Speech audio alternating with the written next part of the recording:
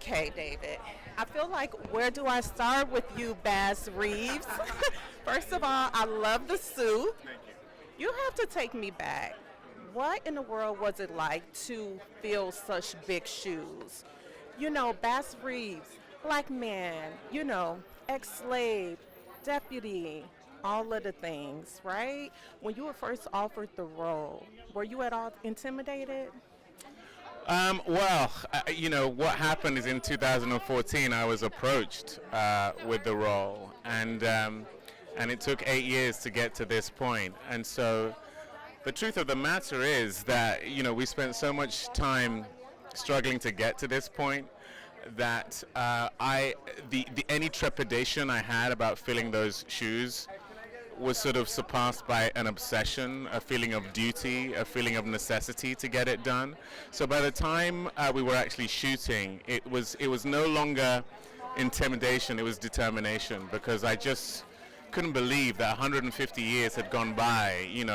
He was doing these amazing things before the advent of cinema, and we still hadn't told his story in a full-blooded way. And so, for me, it was an act of defiance getting this done.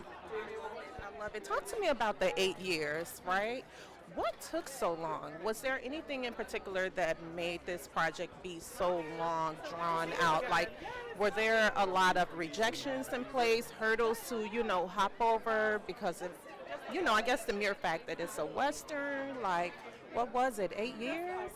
Well, the challenges that Bass Reeves faced in life, coming out of enslavement and all the prejudice he faced, there's a line between that and the challenges of getting his story told.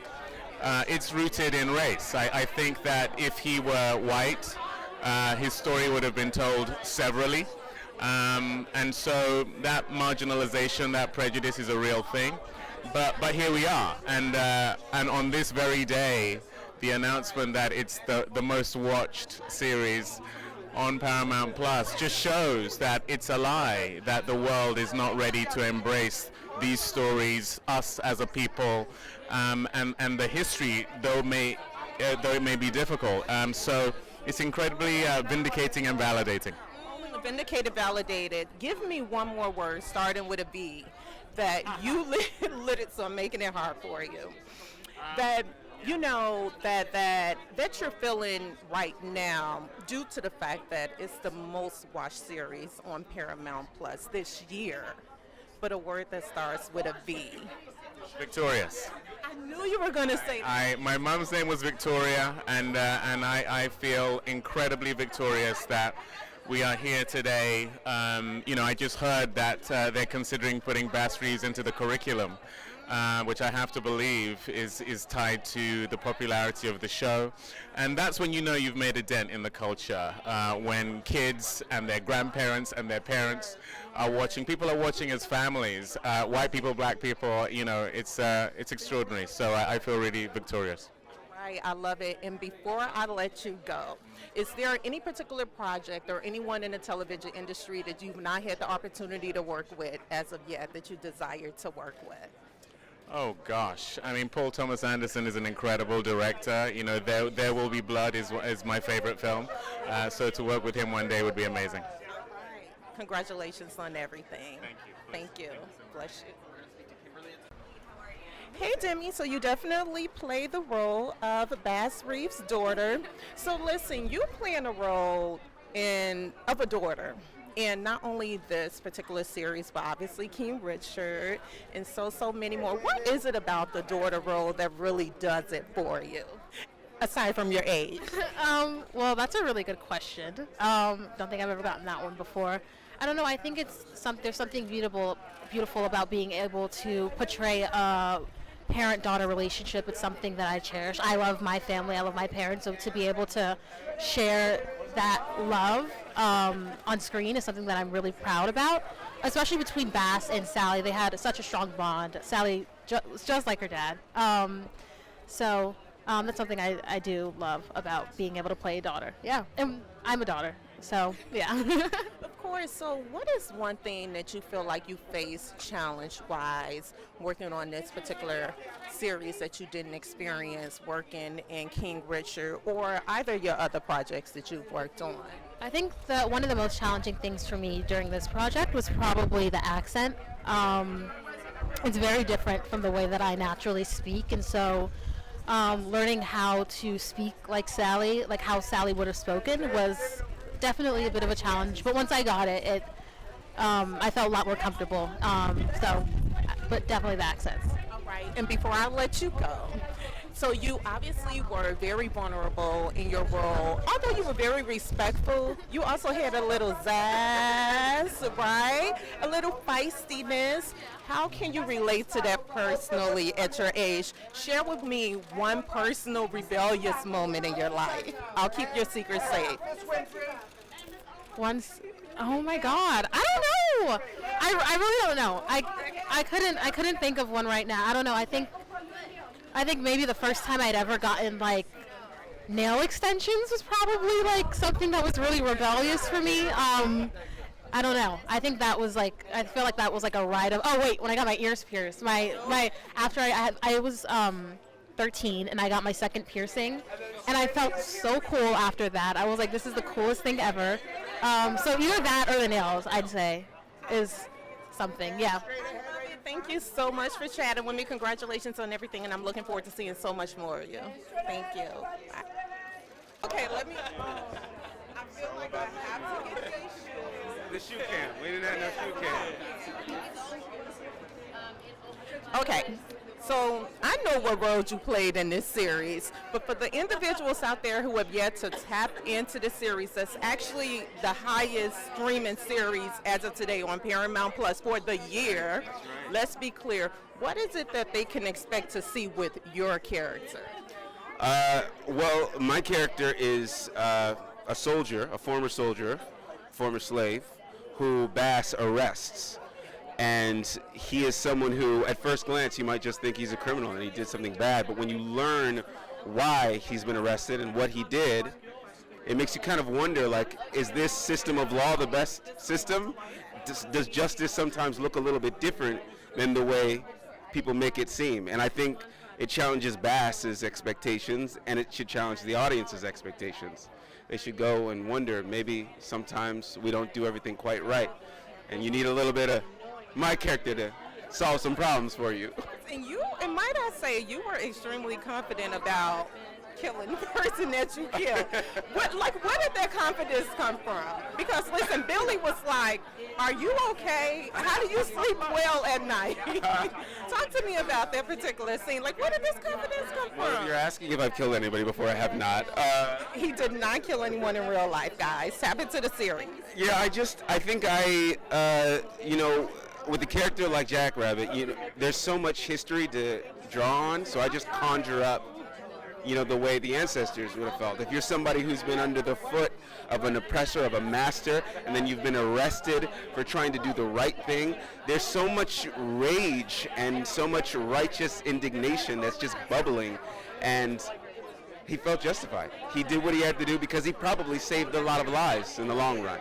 And that's it. That's how you feel good about it. That's how I think he felt good about it, and I stand by what he did. I feel like I want to tap into another question, right?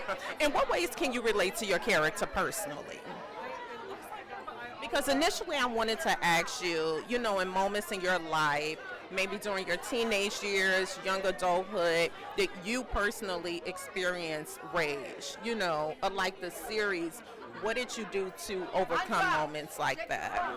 Well, I've been lucky to not have had a lot of rage moments in my life, but the thing that I do identify with my character on is a sense of a need for justice and a better system of justice than the one we have, and a sense of frustration that especially criminal justice, especially with police and police reform needs, that we are working with the system that is flawed and punishes people like us more than it should, and still does that. It's a problem as old as the country, and I cannot resist the pull to the character of a man who just can't stand for that and has to intervene, feels the need to stop it.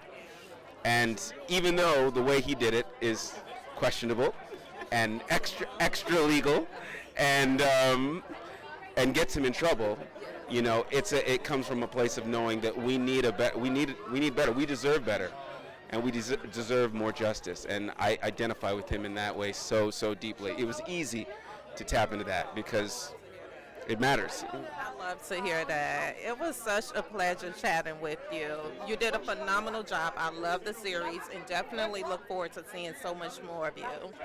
So you're definitely one of the showrunners behind this amazing anthology series. You have to tell me, what has your experience been like working on this project? It's been a dream. To collaborate with David Oyelowo has been the highlight of my career, and getting a chance to honor the legacy of Bass Reeves was extraordinarily important to us, and I think we've done a good job. And how has this project differed from any of the others that you've worked on over the years? It's definitely the hardest show that I've made by a wide margin, but it's also been the most joyous. I feel like David and I have become deep friends for life, and very grateful for that. I want to make the pivot back to you expressing that it was one of the hardest projects that you've taken on thus far. What exactly made it so hard? Was it just reliving and turning back the hands of time, you know, going back to those slavery years? What was it? It was emotionally very difficult, the story to tell. The production was also very difficult. We were dealing with very difficult weather, very difficult locations. So it was a brutal production, and the subject matter was emotionally trying for all of us. So. Right. Well, thank you so much. Such a pleasure. Congratulations on everything. Thank you. Mrs. Lauren Banks, a.k.a. Mrs. Reeves. Honey, you had some pretty high heels to step in, and you did such a phenomenal job. Take me back, take me way back. First things first, how did this role come about for you? And what did it take for you to really bring your character to life and to do Mrs. Reeves justice? Yeah, well, the role came about in the form of an audition.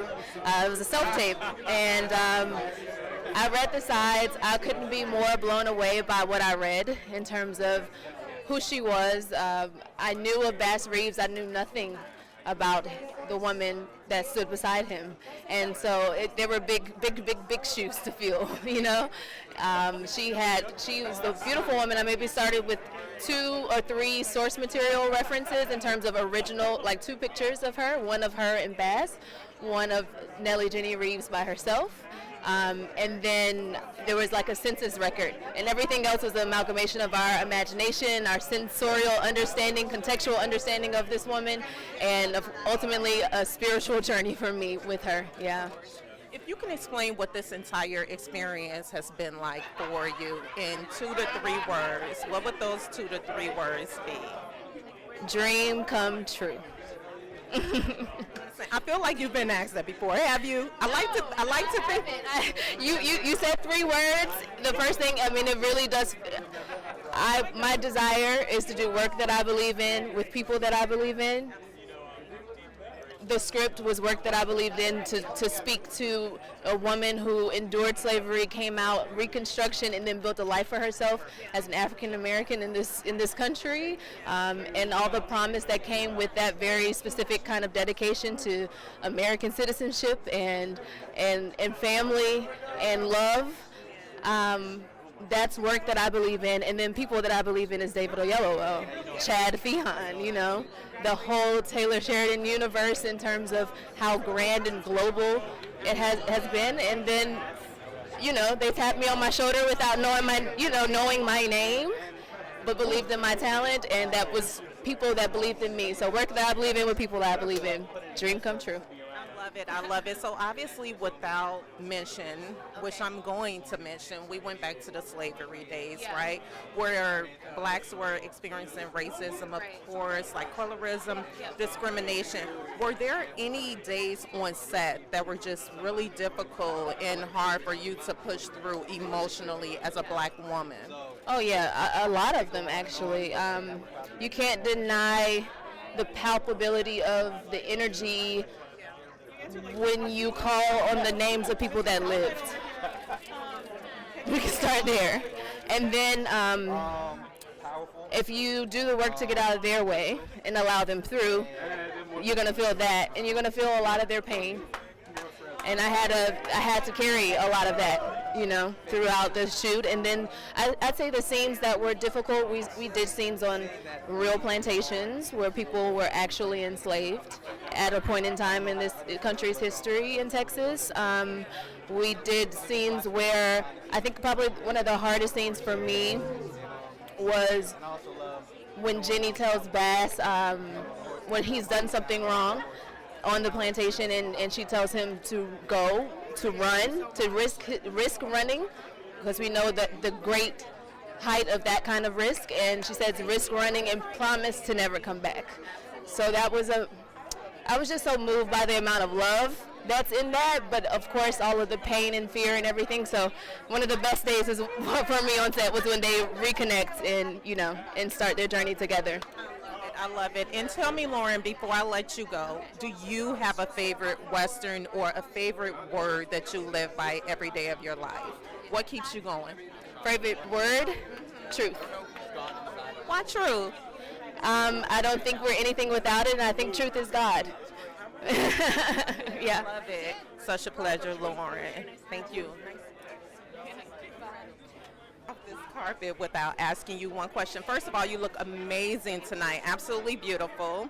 I just love everything you're doing. I've been following your career, obviously, for countless years. I have one question for you. As a black woman, when we rebirth and relive moments like the 1619 Project, soon to be The Color Purple, and today, you know, celebrating the life of Bass Reeves, what does that do to you as a black woman, or do to your psyche? Just turning back the hands of time and reliving those moments. Well, I mean, you know, our history is everything.